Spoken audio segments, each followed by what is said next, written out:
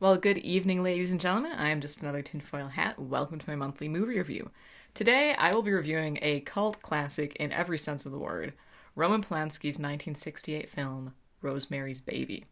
Now, I'm not gonna lie, this is one of those movies that I had actually read a ton about before actually watching, and when I say I read a ton about it, I read the plot. Don't know why I do that sometimes. It's mainly older movies that I haven't seen yet. I'm like, oh, it's so well known. Anyway, and it is, the plot is very well known, of course. And actually, it did not seem very intriguing to me, which is why I was honestly super surprised when I enjoyed this movie a heck of a lot more than I thought I would. So, of course, the plot, which by now is very well known, revolves around a young woman, perhaps unsurprisingly named Rosemary, who comes to believe that she has been used by a coven of witches for a truly diabolical purpose to give birth to a sacrifice. And to make matters even worse, her husband Guy was the one who instigated this whole thing, effectively selling a soul, though not his, of course, to boost his acting career.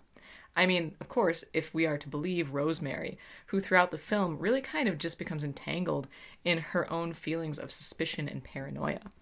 Now, right off the bat, as the young couple moves into their new apartment, the setting just seems off. There's this really strange aura that you can't really pin down. I mean, there is kind of the eerie factor. They hear about how the previous tenant had died. There's also just strange aspects in the setting itself, like this huge wooden secretary blocking off a closet. Again, just kind of vague off vibes, which are then affirmed when they later speak to an old friend who mentions that, hey, the building you're moving into has long been associated with witchcraft, cannibalism, and so on and so forth.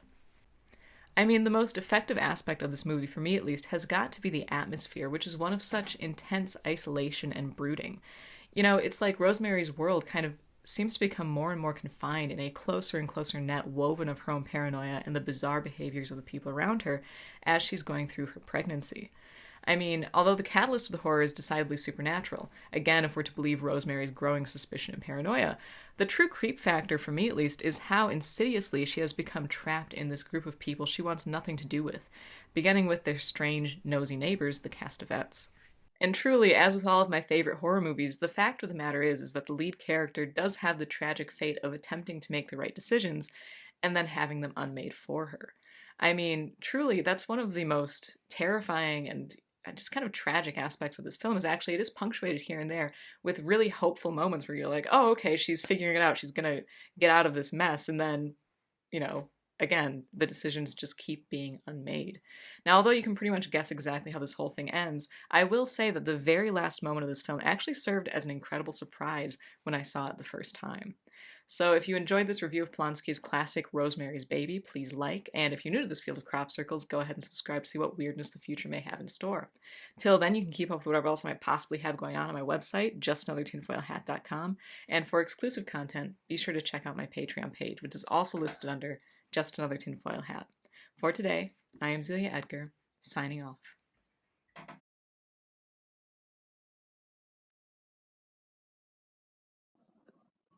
Doing.